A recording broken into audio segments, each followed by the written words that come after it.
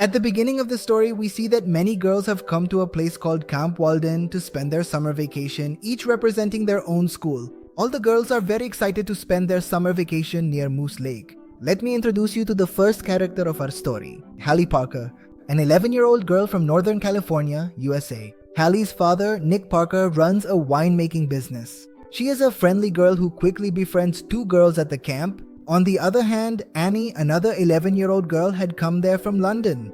Annie's mother, Elizabeth James, is a renowned designer. Annie's butler, Martin, basically the British equivalent of Ramu Kaka, has come to drop her off at the camp. The two of them say goodbye to each other in a unique way. It seems this is their own personal way, known only to the two of them. Although Hallie and Annie are very different from each other, they look exactly alike. At the camp, the two of them face off against each other in a fencing match. Both girls are very skilled at this sport and are giving each other tough competition. But in the end, Annie wins and, with her final move, knocks Hallie into the water. She immediately apologized for this and offered her hand to help Hallie out of the water. However, Hallie pulls her into the water as well. As soon as they took off their helmets and turned around, they were both stunned to see each other's faces.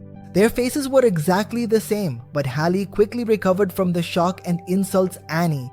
Both girls angrily moved toward each other, but one of their teachers came and stopped them. At night, the two girls set up a poker match. On the final bet, Hallie suggests that they make a wager. The loser will have to take a dip in a nearby pond and without any clothes on. Annie agrees to this bet. Hallie wins the poker match, and as per the bet, as soon as Annie jumps into the pond, Hallie and her friends run off with all her clothes.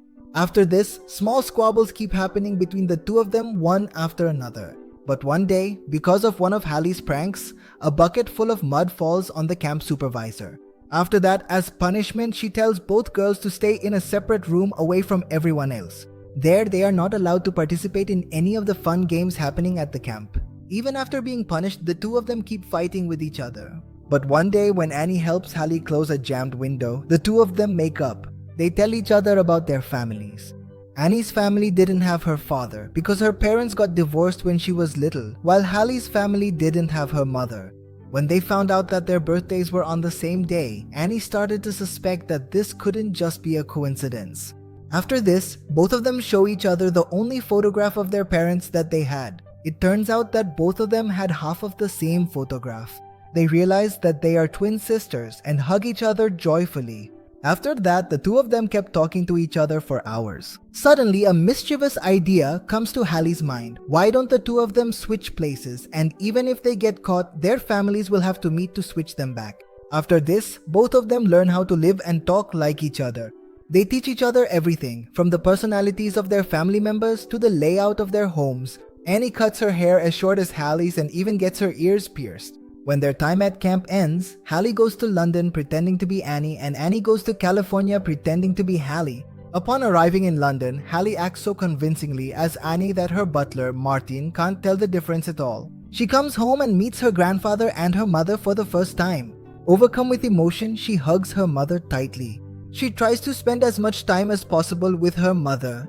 At the right moment, she asks Elizabeth about her father, what he was like and whether she still misses him. Elizabeth tells her that her father was a very good man whom she met on the QE2, an ocean liner traveling from New York to London. On the other hand, Annie, pretending to be Hallie, arrives in California. She was very happy to see her father for the first time. On the way home, she calls Nick Dad with every sentence because she never had the chance to call anyone Dad before.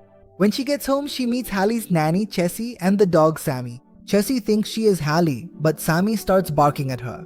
You can't fool a clever dog. After this, she finds out that her father is engaged to a young woman named Meredith Blake. It seems like the two of them are very much in love, but Chessie tells her that the girl is only after her father's money. The next day, Nick tells Annie about himself and Meredith. He asks her how she would feel if Meredith became a part of their family. In response, she jokes about the age difference, saying that she always wanted an older sister and fully supports her father's decision to adopt Meredith.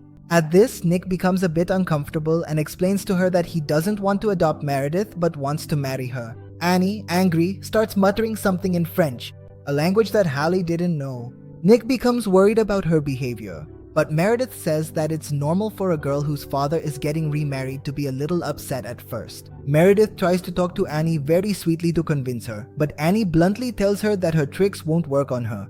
Her father's heart is pure and he can't see Meredith's true intentions, but Annie can see right through her deceit.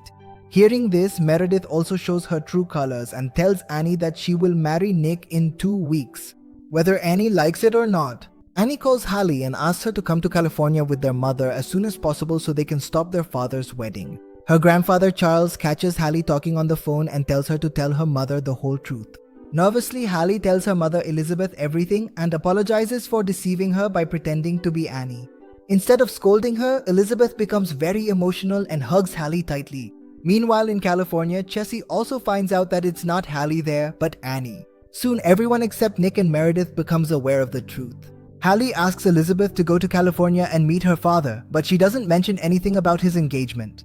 Even after all these years, it seems that Elizabeth still has feelings for Nick because she looks very nervous at the idea of going there. Perhaps that's the reason she never remarried. To bring the two back together, Hallie, Annie, Martin, Jessie, and Charles come up with a plan. They bring Elizabeth to a hotel in San Francisco where Nick has come to meet Meredith's parents.